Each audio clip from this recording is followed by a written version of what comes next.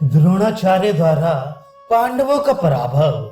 संजय ने कहा, राजन, इस प्रकार संशप्तकों के साथ लड़ने के लिए अर्जुन के चले जाने पर आचार्य द्रोण अपनी सेना की व्यूह रचना कर युधिष्ठिर को पकड़ने के विचार से युद्ध क्षेत्र की ओर चले।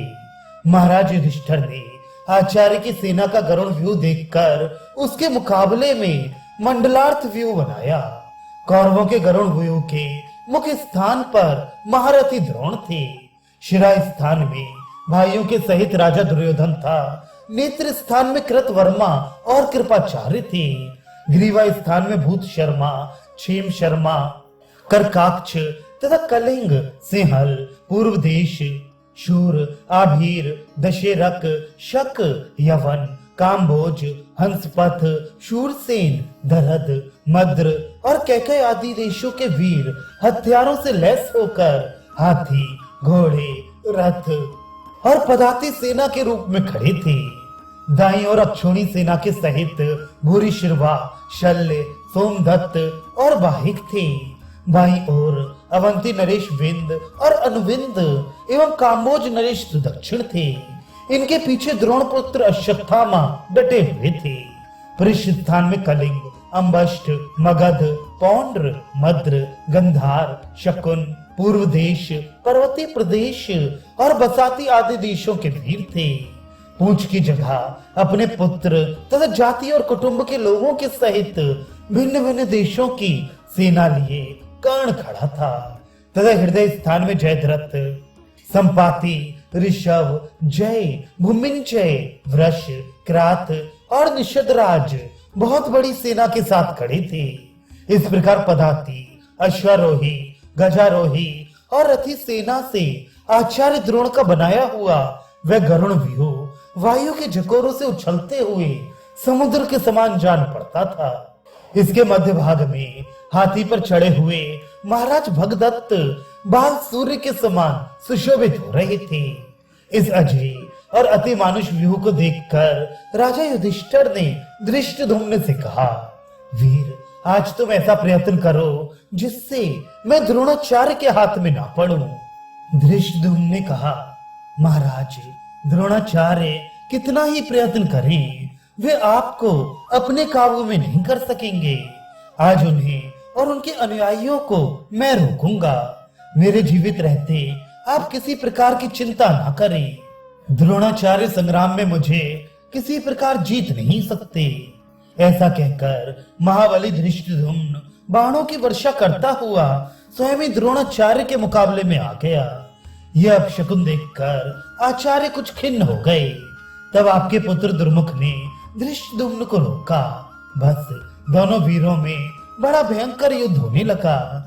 जिस समय ये दोनों युद्ध में संलग्न थे, द्रोणाचार्य ने अपने बाणों से युधिष्ठिर की सेना को अनेक प्रकार से छिन्न भिन्न कर दिया।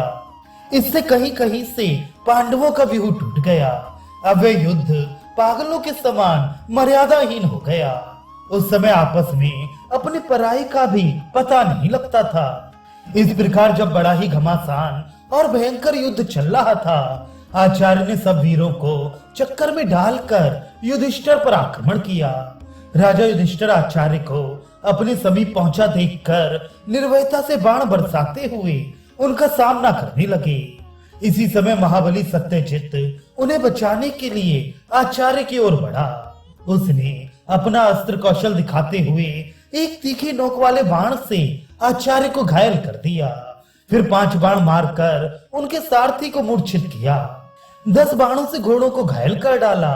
10-10 बाणों से दोनों पार्श्व रक्षकों को बींध दिया और अंत में उनकी ध्वजा भी काट डाली।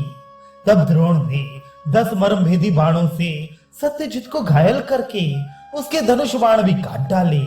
सत्यजित ने तुरंत ही दूसरा धनुष लेकर आचार्य पर 30 बाणों से वार किया। इस प्रकार द्रोण को सत्यजित के काबू में पड़ा देख पांचाल देशी वृक ने भी उन पर 100 बाणों की चोट की। ये देखकर पांडव लोग हर्षनाद करने लगे। इसी समय वृक ने अत्यंत क्रोध में भरकर द्रोण की छाती में 60 बाण मारे। तब आचार्य ने सत्यजित और वृक के धनुषों को काटकर केवल 6 बाणों से वृक को उसके सारथी और घोड़ों के सहित मार डाला। इस पर सत्यजित ने दूसरा धनुष लेकर द्रोणाचार्य जी को उनके सारथी और घोड़ों के सहित घायल कर दिया तथा उनकी ध्वजा भी काट डाली। तब सत्यजित के हाथ से आचार्य बहुत पीड़ित होने लगे तो उन्हें सहन ना हुआ और उन्होंने उसे मारने के लिए बाणों की झड़ी लगा दी। उन्होंने उसके घोड़े, ध्वजा, धनुष, मूठ, सारथी और दोनों पार्श्व रक्षकों पर हजारों बाण छोड़े, किंतु सत्यजित बार बार धनुष कट जाने पर भी आचार्य के सामने डटा ही रहा। युद्ध भूमि में उसका ऐसा उत्साह देखकर आचार्य ने एक अर्धचंद्राकार बाण से उसका सिर उड़ा दिया। उस पांचाल महारथी के मारे जाने पर धर्मराज द्रोणाचार्य के भय से अपने घोड़ों को बहुत तेजी से हकवाकर युद्ध के मैदान से भाग गए। अब आचार्य के सामने मत्स्यराज विराट का छोटा भाई शतानिक आया। वे 6 तीखों बाणों से सारथी और घोड़ों के सहित द्रोण को बींधकर बड़ी गर्जना करने लगा। फिर उसने उन पर और भी सैकड़ों बाण छोड़े। तब उसे बहुत गरजते देखकर आचार्य ने बड़ी फुर्ती से एक छुरप पर बाण मारकर उसका कुंडल सहित मस्तक काट डाला। ये देखकर मत्स्य देश के सब वीर भागने लगे। इस प्रकार मत्स्य वीरों को जीतकर द्रोणाचार्य ने चेदी, करुष, केकय, पांचाल, सृंजय और पांडव वीरों को भी बार बार परास्त किया। आग जैसे जंगल को जला डालती है, उसी प्रकार क्रोध में भरे हुए आचार्य को सेनाओं का विध्वंस करते देखकर सब सृंजय वीर कांप उठे। जब युधिष्ठिर आदि ने देखा कि आचार्य हमारी सेनाओं को भस्म किए डालते हैं, तो वे उन पर चारों ओर से टूट पड़े। फिर उनमें से शिखंडी ने 5, छत्रवर्मा ने 20, वस्तान ने 5, उत्तमौजा ने 3, छत्रदेव ने 7, सात्यकी ने 100, युधामन्यु ने 8, युधिष्ठिर ने 12, धृष्टद्युम्न ने 10 और चेकितान ने 3 बाणों से उन पर चोट की। तब द्रोण ने सबसे पहले धृणसेन को धराशायी किया, फिर 9 बाणों से राजा क्षेम को घायल किया।